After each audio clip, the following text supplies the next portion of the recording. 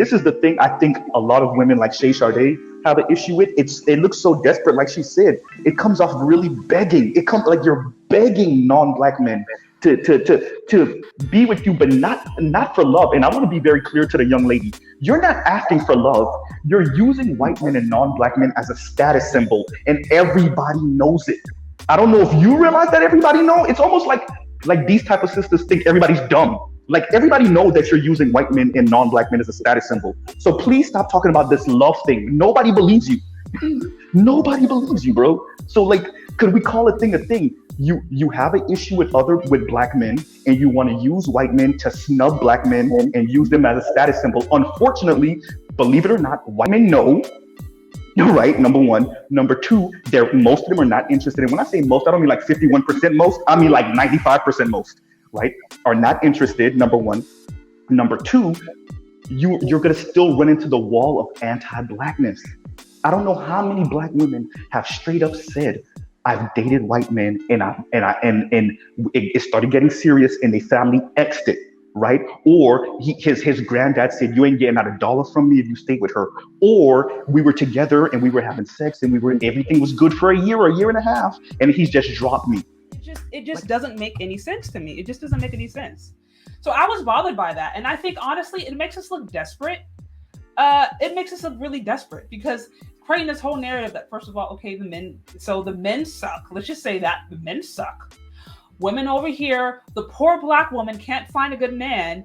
And so now she's a freaking charity case. And now the white man, out of the goodness of his heart, needs to go save her from Blackistan. Do you know how desperate that makes us look? That's desperate. And honestly, I wouldn't encourage any white men to do that. I wouldn't encourage any white man to go be some savior to a black woman who's trying to get out of Blackistan. Not if she's coming from those conditions. Not if she's coming from those conditions. I think a man deserves a wife who's going to be an asset, not a liability. And if you've already established that the culture community that these women are coming from is Blackistan and struggle and all these issues and all these single parent and illiterate and whatever you want to be, unsuitable. If they're coming from unsuitable environments, how are they not going to be an asset to a white man? We can all choose the tokenisms. We want to do that. We can choose the Ketanji Bounds in the world and the Kamala Harris, who, like I said, some would argue that she's a preference. She's a preference when it's convenient, and when she's a black woman when it's convenient. It's funny how those things change. But either way, it's like, how would that be a benefit to the man? How is that the man? If you're trying to convince white, because really, like I said, this article needs to be to white men. If you're trying to convince white men that they need to marry black women, how is this helping? How? White men don't want liabilities. No men want liabilities. And you at the very least, indirectly have shown that you're doing this, you're marrying into a liability. Because they're not looking at black women and black men as separate. They're looking at us as a community. Love it or hate it. Now, I know some of us, we try to operate, we do our own thing, we focus on ourselves, we get our own success. That's the best you can do, right? But it's like, the way you're being perceived largely is you're coming from the black community.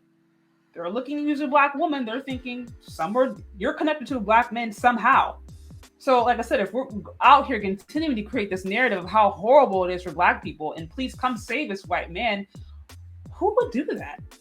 Like I said, I wouldn't recommend any white man do that. I think that's horrible. That's a bad deal for him. I'm like, at that point, he should just go marry Becky. It's a bad deal for him, y'all. You know what's fascinating about this? This whole arc of this, divestment. That's the new word these days. That's the new wrinkle. Used to be swirling. Now it's divestment. You want to know what the really interesting thing about this is? For the black women for whom it applies, they never openly and consciously ask themselves, what do the most elite white, Jewish, and Asian women do? What do they do? I mean, they get married. Okay, great. How did that happen? Where did they get married? I mean, where did they find their mate? How did that happen? When? At what point? At what age? What were they doing? They never asked those questions.